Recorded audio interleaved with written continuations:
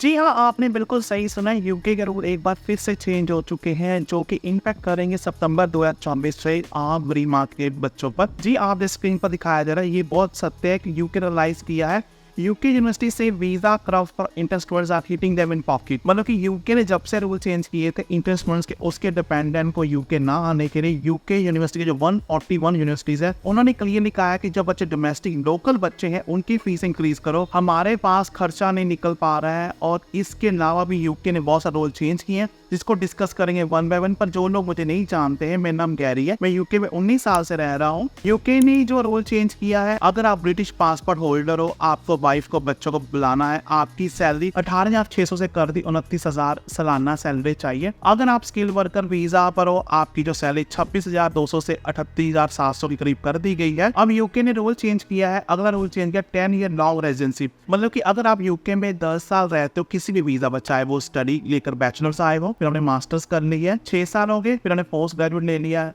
8 साल हो गए, फिर हमने पीएचडी या कोई और भी छोटा मोटा कोर्स लेकर 10 साल किस तरह कंप्लीट कर, इसको लॉन्ग रेजिडेंसी बोलती है। उसके रूल चेंज हो गए, उसके लिए कुछ कंडीशंस आप लोगों को फॉलो करनी पड़ेगी। पहले जैसे 10 साल कंप्लीट होते थे, आप बच्चे बड़े आराम से यूके का यहाँ की नागरिकता अप्लाई इंडेफिनिट रिमेन कर सकते थे। पर अब यूके ने कहा है आपको 12 महीने वेट करना पड़ेगा, उसके बाद ही आप इंडेफिनिट रिमेन अप्लाई करोगे। मतलब कि 10 साल तो कंप्लीट करोगे प्लस उसके बाद आपको यहाँ पर 12 महीने और रहना है। ये एक बहुत ही बड़ा रूल चेंज है, तो गाइस पॉइंट्स को ध्यान से नोट किया जाए। पहले होता था 11 अप्रैल 2024 से अगर आप 10 साल के बेस पर अप्लाई करो इंडेफिनिट रिमेन या पीआर जो भी कह रहे हो, उसमें आपको 184 डेज आप मैक्सिमम आउट नहीं हो सकते थे और 1548 डेज आप मैक्सिमम इसका लिमिट था एब्सेंस का। पर अब 11 अप्रैल 2024 से आप 180 डेज किसी भी 12 महीने में से ज़्यादा नहीं कर सकते। ये आपको फ्लेक्सिबिलिटी मिल चुकी है, जो पहले नहीं थी, जो कि गुड न्यूज़ है। और इसके अलावा यूके ने ये भी कहा है अगर आप इंडेफिनिट रिमेन का अप्लाई करोगे, आपका पुलिस सर्टिफिकेट क्लीन चेक होगा, जो पहले भी होता था, और आपका चेक करेंगे कहीं आपने बैंक के साथ कोई गफला तो नहीं किया, आपका क्रेडिट स्कोर भी चेक किया जाएगा। तो गाइस ये बात सत्य है, ये रूल जो चेंज हुए हैं ये इम्प्लीमेंट कर रहे हैं। अगर आप 10 साल की लॉन्ग रेजिडेंस पर अप्लाई कर रहे हो, पर आज की डेट में बच्चे पूछते हैं क्या ग्रेजुएट रूट बंद हो चुका है?